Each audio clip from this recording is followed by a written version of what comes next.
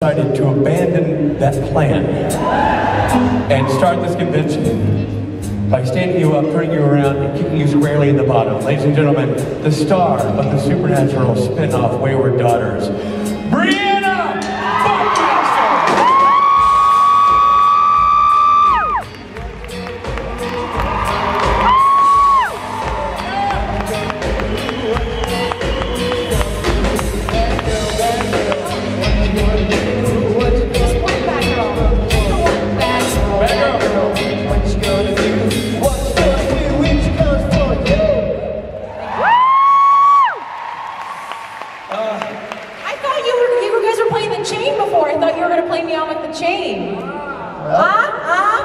We did? Tomorrow. Yeah. Hi guys! Did you notice that I set the chair up to kick it over? I like the fact I saw Briana that she kicked the chair over and then she took 2 steps towards it like she was picking it up. She's like, no, I'm not picking up the chair. Rich will do that for me after the song. Rich! You know, just so I can kick it over again. Yeah, I know. This is where I put my water bottle. How's the jet lag? Oh, it got me good. Yeah? You should have seen me at my meet and greet this morning. I was like, I was awake for almost the entire evening. And not in that fun way I know you're all thinking about. Or is that just me? It's just you. Okay, copy that. Yeah, it was a jet lag night. Well, next time you need to go over to your buddy Bobo and get a fistful of the drugs he carries around. You know, he's always packed to the gills with with narcotics. I love it. There's always someone there to offer me drugs around here. Absolutely. Thank you. We're a drug-fueled group. I mean, I can't think of any time we haven't all been high as kites doing this show. That's true. That is very true.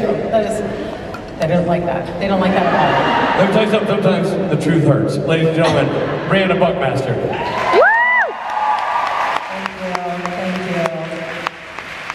Mike Borja here, he's got me terrified because he mentioned that he thinks that our hotel's haunted. And now I'm just going to think that. I didn't think that before, and now I'm terrified.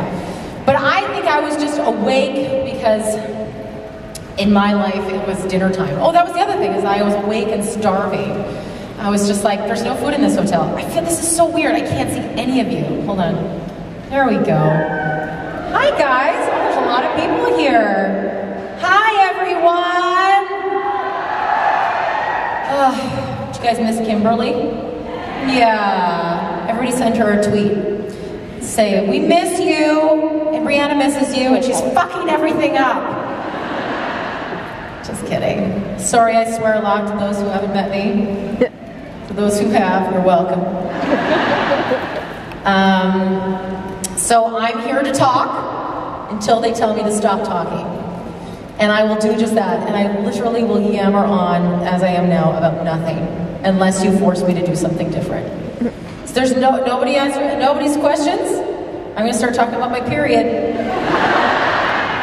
Okay? I'm not kidding. Well, oh, here they come. Yeah? See, that's always, no matter what. It's all it takes. All right, we're like, it was about 2.5 weeks ago. Okay. Hello.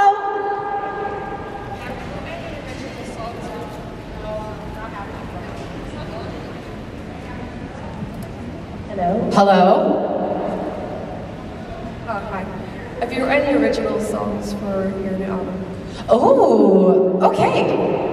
The album, which I feel like I was just talking about in the meet and greet, I feel like I'm not going to say out loud when it's coming out, but it is very soon.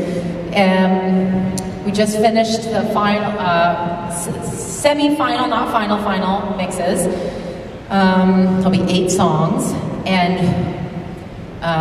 there are 3 originals.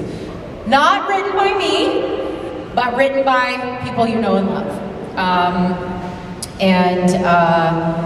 I think that the idea of writing music for an album was so daunting that I didn't know where to start. Jason was so great. Jason's like, you know, just write about anything. He's like, just even write a hook, you know, or a chorus, or just a line, and then, you know, we can work from there. But the people that I was working with, everybody was, you know, it's hard to devote months and months and months to an album like I think that musicians often do. So it was hard for me to reel in some assistance in that way. So for this album, I chose to do half covers, half originals written by people who knew what they were doing. And then Jason and I have already started to talk about a second album. So I'm pretty excited about it, I'm not gonna lie. I'm excited to perform some of those songs live because I actually, in the studio, it was a very different process for me because when I'm in the studio, usually I'm doing voiceover. I do voiceover work a lot in Vancouver, and you have to be very specific and you have to say certain things at certain times, whereas in the studio, the idea is that you're free like you would be on stage, and it was very hard for me. So sometimes I feel like I will be better singing these songs live, but you guys, of course, will be the judge of that. All right, we look forward to that. Thank you. Bless your heart. Oh, hello. Hi. So we saw kind of a dark side to Donna in the episodes that you were in the series, and it was quite loud. Is that you or me? It was you. It was probably you. Probably you. Just kidding. Go ahead. As you were. It's actually quite a serious question. Sorry, fucking. Sorry. So from what we saw, we know that Donna's very protective over her family.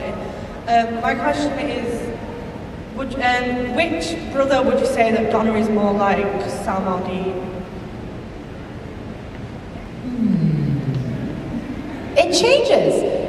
Originally, she was very reflective of Dean's personality, the comedic side of Dean, right? And Jensen and I have talked about that a lot. Jensen actually said that he thinks that me, Briana, is the female version of him, Jensen. And we always make jokes about that because we're, you know, buddies and have the same sense of humor. But, yeah, I think that Donna was fairly optimistic, which I think Sam, for the most part, is or was, but things have changed a little bit. And so I would have said that, you know, she has the same ideas as Sam in that way. And now I'm not so sure. After that episode, I think Sam was very like, cut your ties and run. Dean was like, whoa, dude. So I think it's, yeah, a little bit different in each episode. But she likes food. I mean, fuck, who doesn't, right? Straight up this morning, I asked for a breakfast sandwich, and my sandwich literally had bread and bacon in it. And I was not miserable. Just eating bacon out of a bread bowl. Yeah, so I think that she's a good combination of both, but really, I think that, we were talking about this morning again, what's great about these female characters that is especially happening now and lately, I'm going to say this season, because this season and last season I've been really paying attention, is that the characters are complex, which is new for television, having complex female characters. We aren't just, yes, yeah, you can applaud that. They're not just moms, and they're not just enemies, and they're not just the girlfriend. They have, does she want me to hold her son? Yeah, they're not just, you know, they're interesting and they have a lot to say. And Donna, as everybody thought, was an optimist and, you know, was always the one to go to about the good things. That might change now because she has had some fucking bad luck, you know? So we'll have to wait and see. Thank you for your question. I'm going to see the baby. Hi. Oh my gosh, she's gonna start screaming. I know. So many F-bombs. Hello? What's your name? She's not a big talker, huh? Oh, you're in trouble now, Mama. What's your name? Aubrey? Aubrey? Aubrey. Okay, I can't tell if it's you or me, which accent it is. It's Aubrey in the English accent, and Aubrey in a Canadian accent. Yes, I'm Canadian. Hi, Sibby. Yeah, Canada. Yeah, I like it. Hi. Hi. Oh, hi. How are you? I know this one. What you got? I just wondered what it was like. Well, Jason's a piece of shit. Just kidding. Sorry, youngsters. Jason is amazing, and I don't think I could do the process of that album with anybody else because he kept me calm. We have very similar ideas. I feel like he knows my voice better than I do because of musical theater, I was told to have a different kind of quality to my voice for a majority of my career, and he was like, no, this is you, and he's right.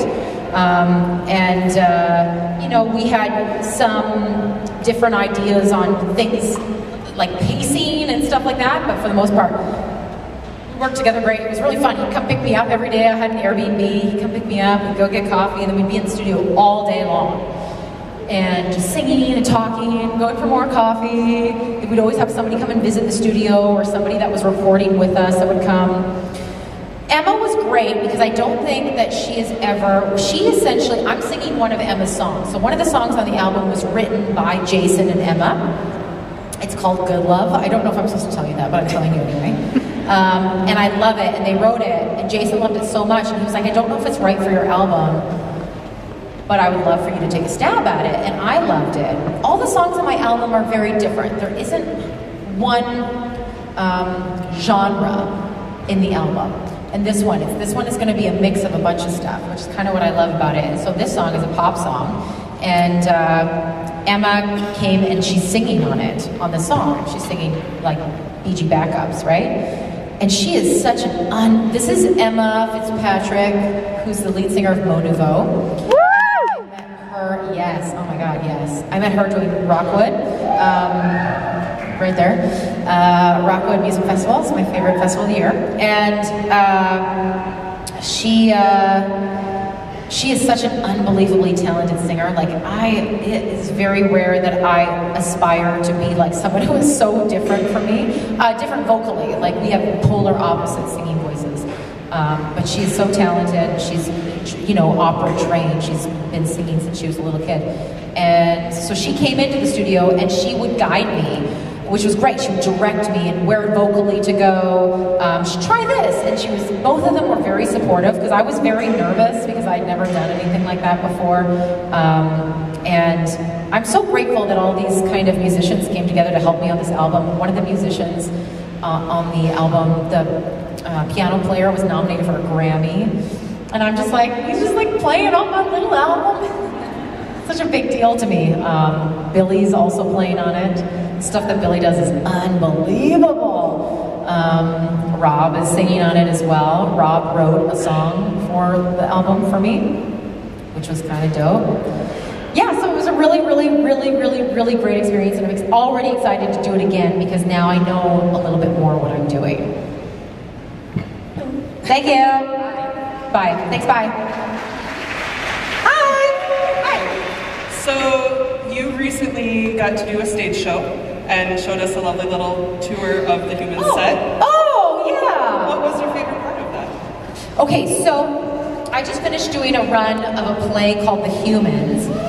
Yeah, oh man, it was so great. I saw that play on Broadway when I was in New Jersey for a convention about, I don't know, a year and a half ago? I'll say a year and a half ago. And I saw this play and I was like, holy shit, like this play is so dark and funny and sad. And it won the Tony, and it was nominated for a Pulitzer. It, you know, was on Broadway, so I knew it was going to be touring around the regional theaters the year following. And I was like, oh, if this ever comes to Canada, I want to try to audition for it. And I sure should have found out they were doing it in Vancouver, so I contacted the theater and asked them if I could be seen for it. And then I got the part, and I was so excited. And I, you know, I have a theater degree, and majority of my acting career is in theater. So it was so nice for me to go back to the stage. It is such a, I mean, obviously I'm just like playing with my bra on stage here. Like I'm so comfortable on stage. And it was such a great time for me to come home to that. And also, when you're acting for the stage, you're kind of just acting. You're just being, and you get to do it for the length of that show, which was about an hour and a half. I was on stage for the whole hour and a half. You don't leave the stage. And you don't experience that as much with television. Television is a lot of like, stand and say your line. So you better be sure that you're a good actor behind that, because the directors are often looking at lighting and sound and other things. So they hired you because they know you can do the parts, you just do it. Whereas when I was doing the stage show, I got to dissect the script and talk about what it meant in the world, and it was fascinating for me, and it was so great to be home, back on the stage. But man, is theater a lot of work. It was just like rehearsing 6 days a week, 9 hours a day, and then the show goes up and you do 8 shows a week. And so by the time it was done, I was done with it. Not done like get away from me, just like, okay, I'm tired, I'm ready to go back to the convention circuit. I missed you guys, and I missed 3 conventions to do that play, and I knew that for a long time that I was gonna have to do that. So I was grateful for the play, and I'm grateful to be back. We're grateful you're back as well. Oh, bless your heart, thank you. Get my steps in! Get my steps in, y'all! Hi, big one, so I don't have to take too many. Hi. Is this a funny question? Not really. Okay, I won't do a funny bit then. It's not sad or anything. Okay. But Donna is a character a lot of people can relate to. Yes. And I look up to her as well, and I was wondering if you had any characters you looked up to? Characters? Yeah. You know who I always say, and people frown on this, and maybe they'll frown on this because of the revival, but I grew up with Roseanne. You know the TV show Roseanne? I grew up with that show because I grew up in a poor family. My mom was also the breadwinner, but she did not have a super glamorous job like I do. She's very blue collar. My whole family is. I want to say white trash, but I'm not going to.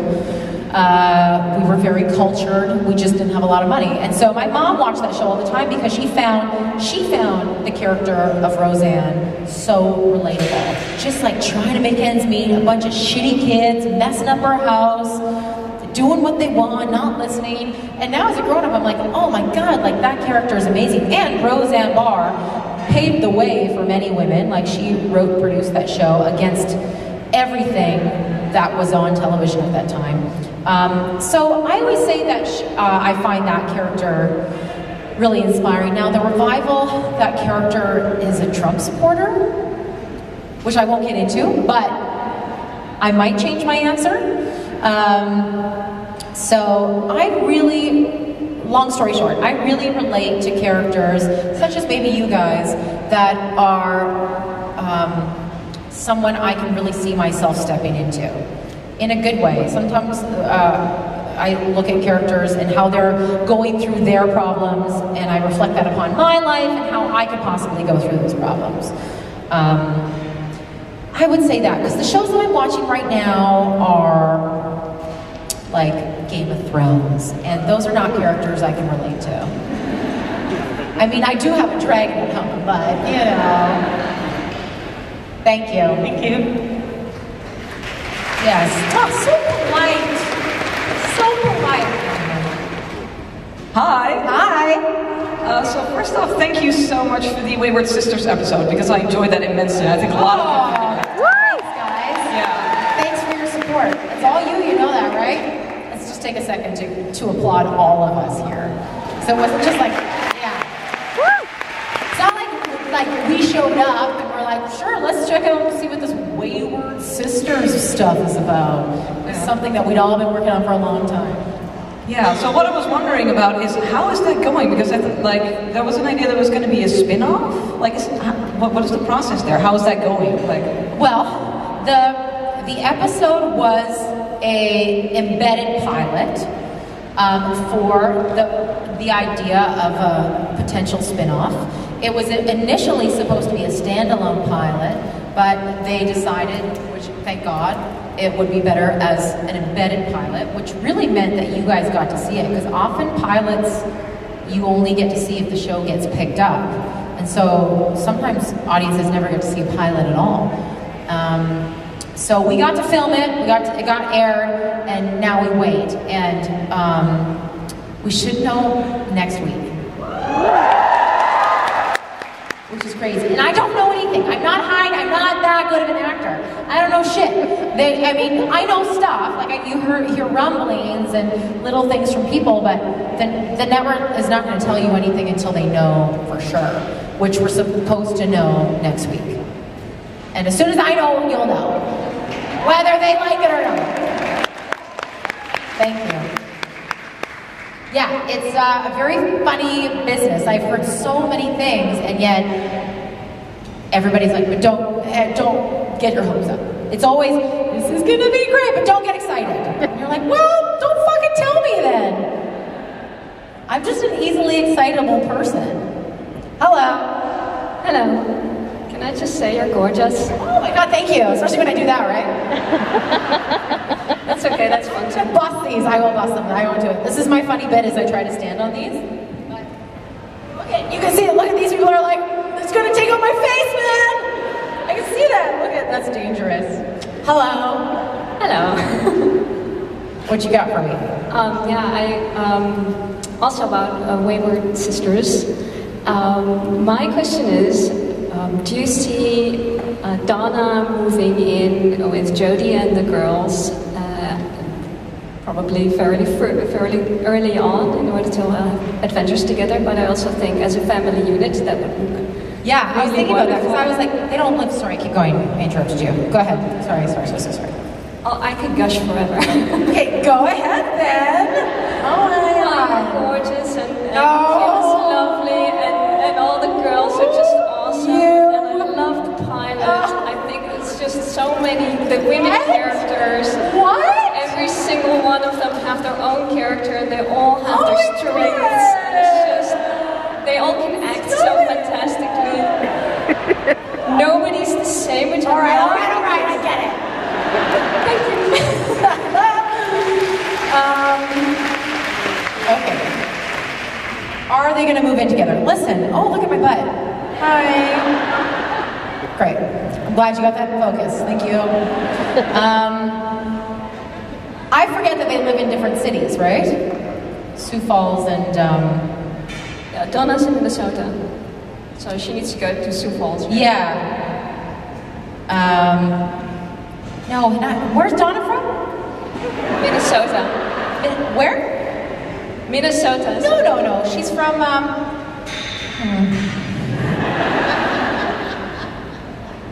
Okay, never mind. I'll figure it out. I'm trying to think of one of my lines. She says it in my first episode, in that donut scene. She says it. Things like this just don't happen in... What? No, it's not Minnesota. Things like this just don't happen in... God damn it! Okay, I'll figure it out. Okay, yes, back to your question. I don't know if they're going to move in together. I feel like that would be mayhem. I've heard many things. Take up your pants really quick. One thing I've heard is that there will be a training area for all of the women, which is pretty cool. So I wonder if Jodie's going to move. Stillwater, that's it! I had it the exact same second as you. Stillwater! Donna's from Stillwater. There we go.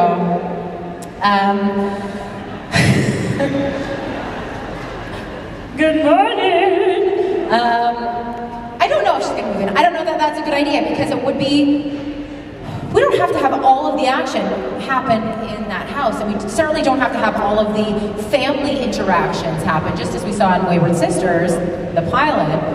They have family dinner every week, you know? People could come stay at Donna's. Shit could go down at Donna's, you know what I mean? There's a lot, the fact that they don't live in the same house, I don't think will be a reflection of how their relationship is. I think their relationship is a family unit. I think, even more than a family, I think that they are a tribe, you know? They're an army, and they're going to be able to work together whether they live together or not. And I think that's something that should be said for all of us. Am I right? Thank you. And thank you for all of your sweet words, you gusher. I can't believe you said all those nice things about me. I didn't even ask you to. Hi. Hi, Briana. How you going? I am good. How are you? I'm good. This is my first SPN con, so thank you, Creation Entertainment. Yes, thank you, Creation Entertainment. And volunteers. Let's give it up to volunteers. I spontaneously decided I'm going to do a poll over the weekend, so I'm curious which you think are better, ninjas or pirates? Asking the big questions here. I guess there's good and bad of both. I would say ninjas because, well, pirates do get to drink more. But ninjas seem more stealth. Like, I would like to be able to do a backflip. Okay. With a sword. Who wouldn't? Yeah, but I'd also like to be feared on the waters while also being kind of day drunk. That'd be fun? That would Torn. Yeah, you get it. They're day drunk already. Huh? Hook me up. No, don't. I'll fall asleep. I'm gonna go with pirates. Final answer. Oh, thank you. Pirates that can also do backflips. There we go. There we go. Thank you. Hi. Can I just say I really agree with the pirates because I'm in a pirate society. We raise money for the RNLI, the lifeboats. Oh! Thank God I said pirates then. Yeah, and you were right on about the day drunk. It's like the whole weekend. Oh, okay, all right. Drunk. Pirates, pirates it is. Pirates forever. And ninja pirates would be even better, wouldn't they? So. There you go. I mean, why aren't there ninja pirates? Why has nobody thought of that? There is, but they're that stealthy, you don't know. Oh, they're everywhere. Yeah, you wouldn't know. They're here right now. I could be one right now, you wouldn't know. Okay. All right. My question was... This was planned, wasn't it? Yeah. This was... You guys are... We never met. I was worried about ghosts before. Now I'm worried about fucking ninja pirates. Ghosts are pussies.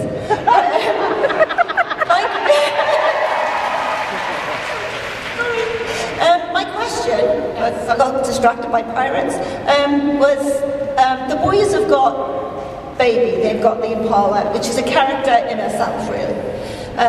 If Jodie and Donna end up with a vehicle, what would your dream vehicle be? D-Train. Hello. Have you guys now seen Donna's sweet truck? Yeah. But if you had like a Thelma and Louise classic car, a classic car. I'm not as good at this as Kim is. We recently did something together that I'm not going to tell you about. And there was a car involved, and Kim was like, "Oh, that's Jodie's car." And I was like, "That seems like pretty slick for Jodie." I think Jodie is a bit more. This looks like a lot of upkeep. This is, it doesn't have any seatbelts. No, too much work. I'm fucking busy. Like, that's how I see Jodie. I think Jodie has like a super hot car. I think it's vintage. I think that, yeah, it probably doesn't have seatbelts. You gotta get in and out pretty fast. But, man, you know how Dean is with Baby? I don't think Jodie would be like that with a car. I think she'd be like, "No, you're my car. Just get me where I need to go." You know? And this is my opinion. Kim might have a totally different, I know Kim has a different answer. We've talked about what Jodie's car would be forever. She actually really wants Jodie to drive a motorcycle. And we've talked to the writers about it. Really. Kim's like, "I'll get my license if you want me to." I do all the stunt driving for my truck, that is a Raptor. That is the biggest fucking truck I've ever driven in my life.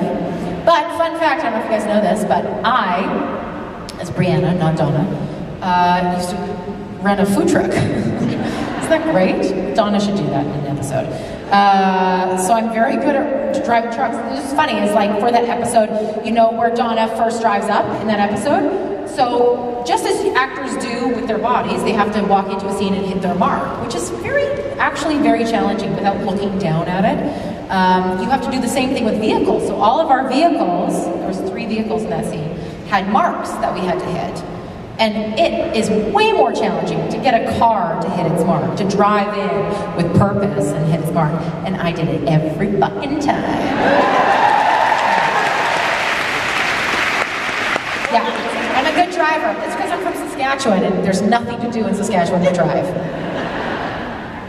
Yes, so I've got my sweet ride. I don't want it to ever change. I love that truck. I got to use it in Breakdown as well, and nobody's going to drive that truck but Donna. I love the way when she opens the back of the truck and it's got all the weapons. Yeah. And she goes, I'm from Minnesota. Duh. Of course I've got fucking, you know, machetes in my truck. Just from Minnesota, you know? I'm from Liverpool, I understand. You get it. You get it. Okay? Thank you. Hello. Hi, welcome to England. Hello, what? Welcome to England. Oh my god, thank you so much. You're welcome. I think you may have touched on the answer to my question a bit there. I love the episode Breakdown. Am I too close? I love the episode Breakdown, and I like the depth we saw to Donna's character in that as well. And I was wondering what you found most challenging, or what stuck out for you most in that episode. Oh, I love that. That episode was such a gift to me as an actor, because especially playing Donna, the character can get seen as two-dimensional because she's a comedic character, and that's nothing to be said about me or the writing or anything. That just often happens with comedic characters on shows that are comedic. So it was a concern of mine that I was always going to be the second banana, that I wasn't going to be seen as being able to move plot along. And I, you know, as a person, I'm you know, classically trained actress, so I was like, you can give things to me, I can do it, I promise. And Davey Perez, who wrote the episode, I'd heard about this episode actually when I was going in to shoot Wayward Sisters, because it was the very next episode. It was slated to be the episode after that, and they're like, doesn't make sense to have a Donna in an episode, not in an episode, and then in another episode, so they just put them together.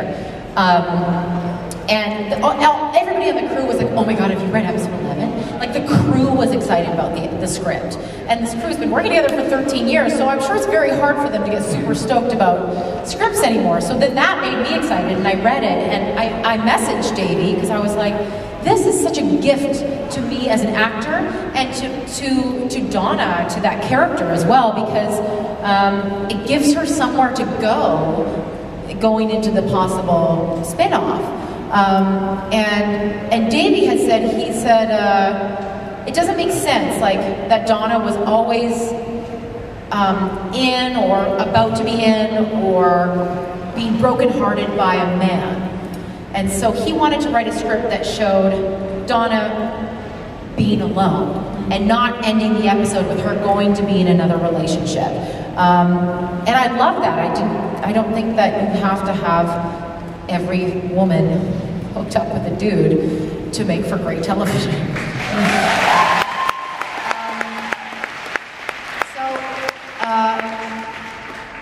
The challenges for me with that were I never had to do emotional stuff on camera. In theater, sure, plenty, but it is a different challenge on camera to, you know, you have to shed the same tear at the exact same time for 6 takes in a row. And that was interesting.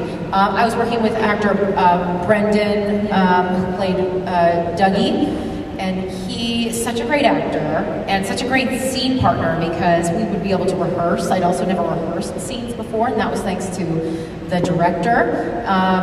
And yeah, so it wasn't as tricky as I thought it was going to be, but I definitely had to delve into parts of me that I had never had to do for Donna before, to find those emotionalities, to hook me into those scenes. Usually I just kind of get to say the funny one-liners and, you know, walk off, everybody being like, that was the best part! Like they gave, but yeah, so it was such a wonderful challenge for me as an actor, and I'm so glad that I got it for me, and I'm glad that I got it for Donna. Yeah, I felt it. Thanks, man. Thank you.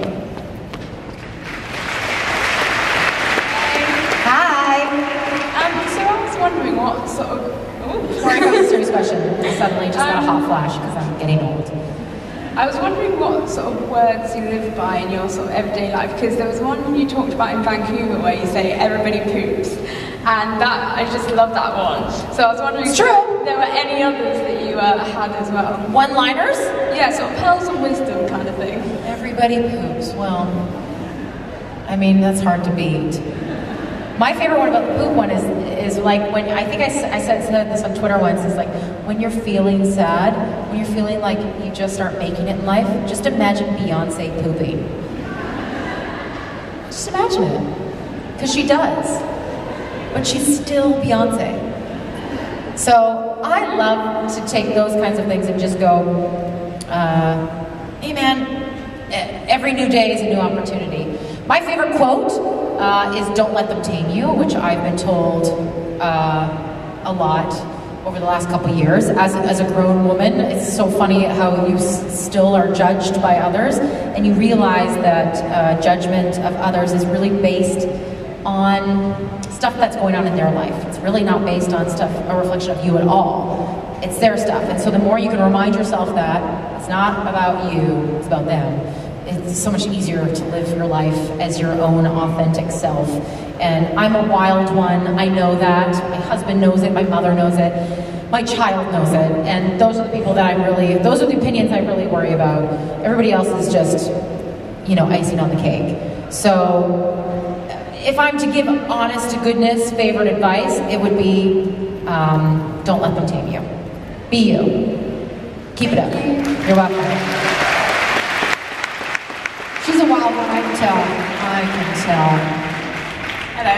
Hello. How'd I do? Yeah? Right? That was a really good answer. Oh, thank you. You're welcome. I'm here with my husband. It is our honeymoon. Ooh!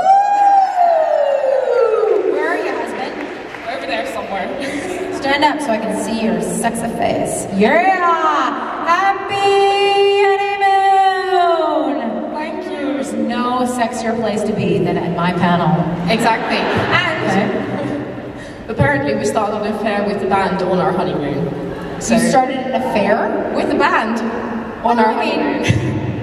That's not such a bad thing to do. No. Well done. Anyway, my question was, would you ever consider covering one of the Pretty Reckless songs? Oh, didn't Kim do a Pretty Reckless song? Kim, I know Pretty Reckless. Well, I know the lead singer from Gossip Girl, but Kim had been talking about a Pretty Reckless song. I feel like she did one. Did she? Somebody answer me. Yeah, okay, yeah, they said, front row says yes, she did. I just put a I have all these playlists on Spotify, and now you're all gonna go to my Spotify playlist. Damn it! They're not that good, but I just found a Pretty Reckless song, and I don't remember what it's called, but I was like, oh, this band is great, and she is great. That lead singer, that is the epitome of someone who knows what they have to offer this world, and I love it. She doesn't give a shit what anybody thinks. Her voice is her vocal quality is hers and hers alone, and I love it. So you've inspired me to actually go and listen to more Pretty Reckless. Please do. We're fans of Pretty Reckless. We know this band. Yeah. Okay. Thank you. You're into it, right? Thank you. Oh, am I getting the signal? No. Okay. Oh, yeah. Billy Moran, everyone. Jesus Christ, Billy. Just come out if you want to come out.